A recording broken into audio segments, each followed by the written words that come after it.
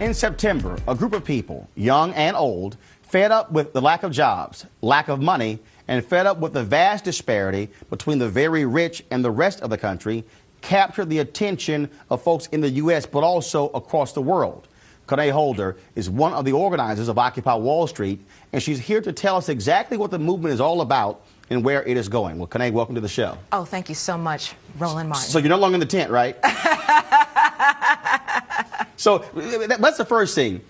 Folks need to understand, all the folks involved in Occupy Wall Street are not outside sleeping in tents all across the country. Oh, no, of course not. I used to be the director of a history department at Harlem Children's Zone. So we're professionals. We've graduated from colleges. We're articulate, and we know exactly what's wrong with the country, and we're replicating the society that we would like to live in by having encampments which actually provide health care, which actually provide food and jobs for various people. One of the things that I've talked about is that the originator, if you will, in my opinion, of the Occupy movement really was Dr. King and the Poor People's Campaign, yes, where the plan was to do exactly what is happening now, literally build shanties, have tents, have poor people living on the mall on Washington in 1968. After he was killed, it still took place, but it did not go well. That really was the first time where he said, let's occupy the mall on Washington, yes, to show America,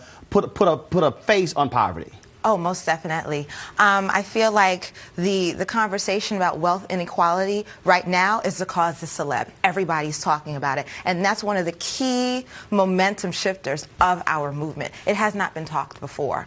And I feel like towards the end of Martin Luther King's career and his life, that's when he really became radicalized, when he really started to talk about not just race, which of course is a central issue because race is tied intricately to class, but also speaking about this notion of inequality here in America, the promissory note that was not granted to so many people, the exiles of America. And that's what the Occupy Wall Street movement is amplifying, giving voice to those voiceless issues. Occupy Wall Street is presented as being absolutely chaotic. They're not having any leadership and no real clear plan.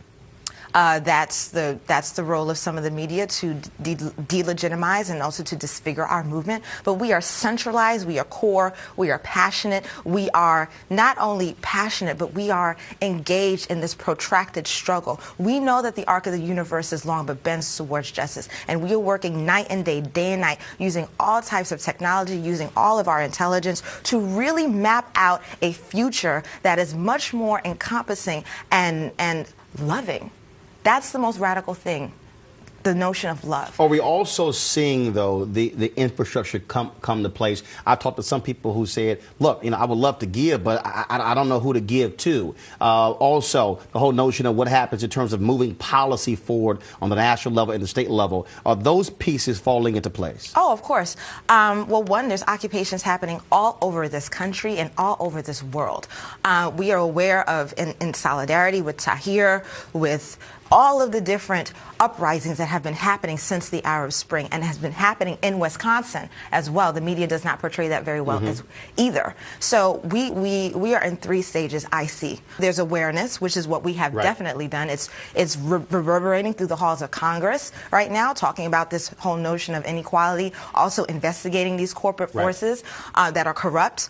So awareness, advocacy for our issues, housing, jobs, health care, education, so they're like, oh, we don't have demands. There's no need for demand. So awareness, advocacy, and the third piece.